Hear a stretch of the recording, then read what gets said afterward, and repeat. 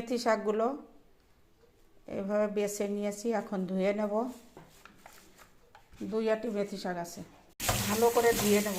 প্রথমে আমি এর ডান্ডি কেটে ফেলে দিয়ে তারপর জলে ভিজিয়ে রেখেছিলাম। জলে ভিজিয়ে রাখলে পরে কী হয়, কাদামাটি যেটা থাকে সেটা গলে যায়। আর এইভাবে ভালো করে এখন ধুয়ে নিলে পরে সুন্দর শাকের ভেতর বালতি মাছ থাকে না। ধুয়ে নিয়েছি একদম ভালো করে, অনেকবার ধুয়েছি। এখন ছোট ছোট করে কেটে নেব। শাকগুলোকে এইভাবে কেটে নিয়েছি ছোট ছোট করে, আর রসুনগুলোকে পেতা করে নিয়েছি, একটু কটা কাঁচা লঙ্কা কেটে নিয়েছি। গরম হয়ে গেছে, এখন তেল দিয়ে দিলাম। রসুনগুলো দিয়ে দেবো,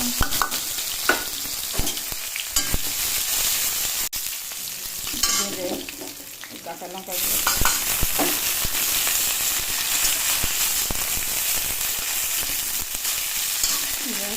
শাকগুলো দিয়ে দেবো।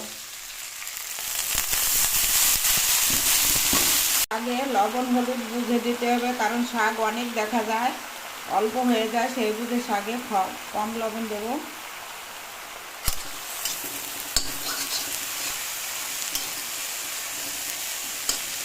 নাড়াচাড়া করে 3-4 মিনিটে একটু নরম হয়ে যাবে। দেখো শাকে কত জল গলেছে, এই জলে শাকটা হয়ে যাবে, ঢাকা লাগবে না। এই জলটা শুকিয়ে যাবে আর শাকটা ভাজা হয়ে যাবে। দেখো জল নাড়তে নাড়তে এরকমভাবে শুকিয়ে গলে গেছে। এগুলোকে রসুনের সঙ্গে লঙ্কার সঙ্গে শুকায় শুকাবে, জলটা আরও শুকাবে, জল হয়ে যাবে ভাজা। দেখো শাক ভাজা রেডি হয়ে গেছে। ঠিক আছে, আর একটু আর 1-1.5 মিনিট নাড়াচাড়া করেই তুলে নেব, গ্যাস বন্ধ করে। চলো গ্যাস বন্ধ করে দেবো, হয়ে গেছে। এখন তুলে নেব।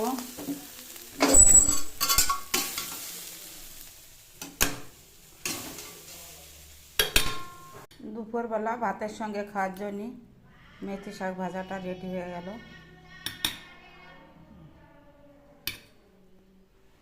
লাইটের কারণে। এরপরে আবার অন্য কি রেসিপি হবে দেখা যাবে পরে। চলো আবার দেখা হবে পরবর্তী ভিডিওতে।